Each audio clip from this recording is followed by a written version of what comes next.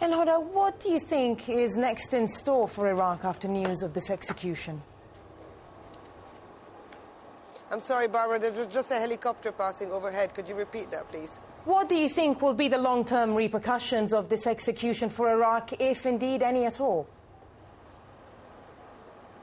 I think we have to see the days to come what will happen. I mean, we've heard some very stern warning from some Saddam loyalists and from Sunni tribes in the Anbar region. They had warned in the days heading to this execution that they will be backlash, and there will be severe backlash. And the bosses have also warned of that. But overwhelmingly here, Saddam Hussein represents a lot for Iraqi people. Every Iraqi family would have a story about it. It's an emotional story. So for a lot of Iraqis today is really represents some sort of closure. However, it does not solve the problems of Iraq today.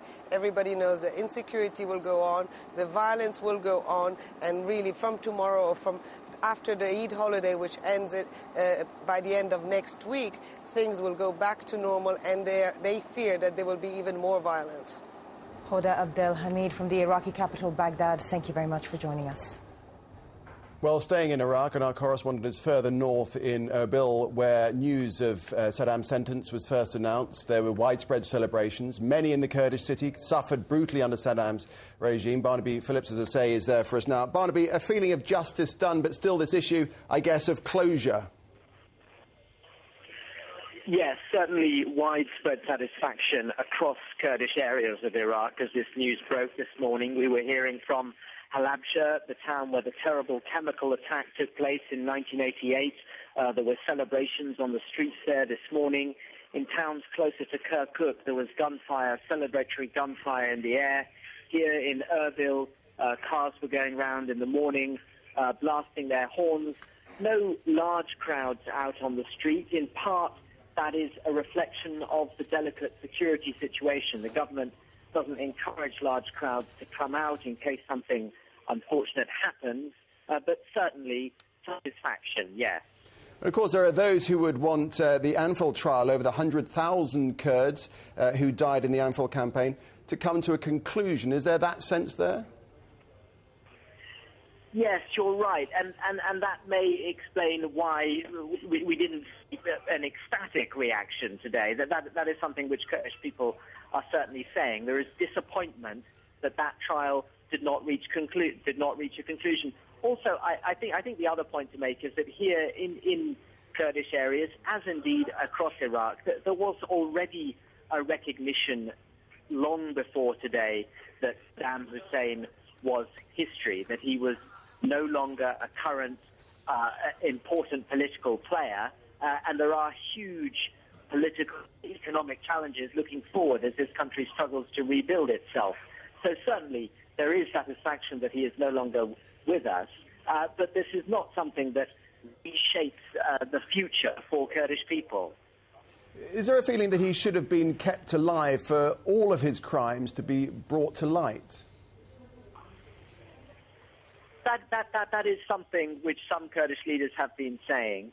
But I think on the whole, the words of the head of the Kurdish parliament, who spoke just a short time ago, he said that this was a historic day, it was a just trial, reflects on the whole what political leadership in this part of Iraq is saying this evening. And so, ultimately, time for a new start. Yes, indeed, there are new concerns. As I was saying, Saddam Hussein is seen as a man of the past. The issues today are to do with bringing in investment, the economy growing in this part of the country, great concerns over the future of Kirkuk and the possibility of whether it will join the Kurdish region in a planned referendum next year. Those are the big concerns. Likewise, the growing number of internally displaced people, Sunni and Shia Iraqis coming from the south, coming to the relative stability of this part of Iraq. So all those issues are issues that look forward, hopefully, to a better future. And Saddam Hussein is seen in northern Iraq as the man responsible for a very dark past. OK, Barnaby Phillips in the Kurdish city of Erbil in northern Iraq. Thanks very much. Well, across the Middle East, there's been mixed reaction to news of Saddam's death.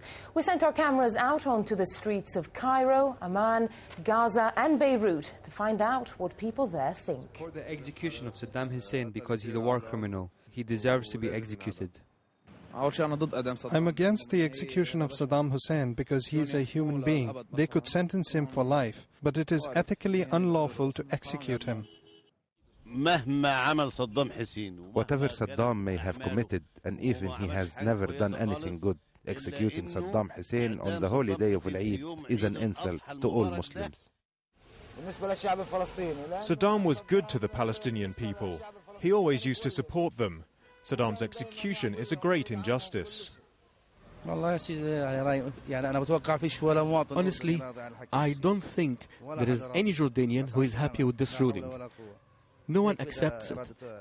This is what Bush wanted. He controls the Arab nation and controls their leaders.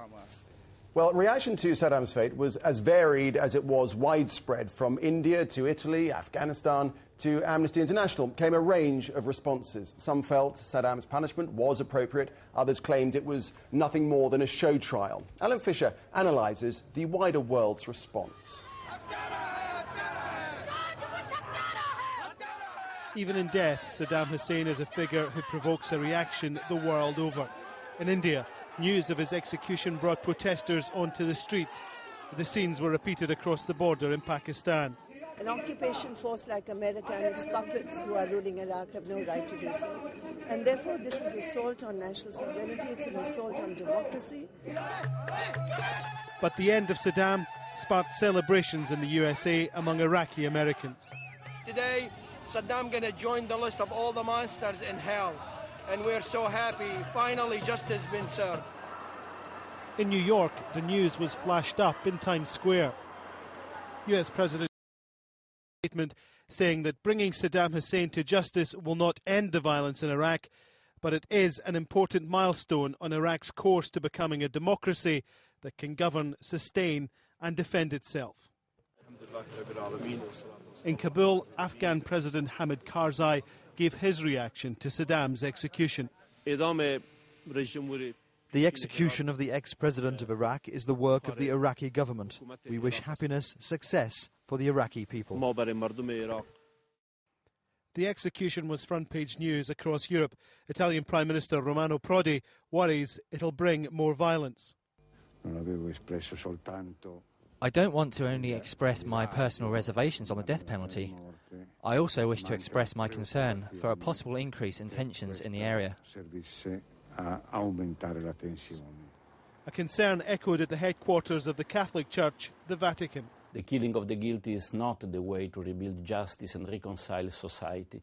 There is rather the risk that putting the guilty to death might fuel the spirit of vengeance and sow the seeds of new violence. Human rights group Amnesty International protested for years against Saddam Hussein, but says the whole process has been suspect. This execution is deplorable. The death penalty is not only something that is a violation of people's right to life, but in this case it comes after a clearly flawed trial. German Chancellor Angela Merkel says it's time to remember the victims of Saddam. On a day like this, my thoughts are above all with Saddam Hussein's many innocent victims, and my wish for the Iraqi people is that they can follow a path of peace and without violence. While there have been no celebrations in Europe like those witnessed in the US, there is a hope among governments that Iraq can move towards a more peaceful future. It is, though, a hope more than an expectation. Alan Fisher, Aljazeera. Well, Saddam's reign as a ruthless leader in Iraq effectively came to an end when US-led forces began their assault against his regime. And their assault against something he would never have imagined, that he would be tried by his peers and sentenced to death.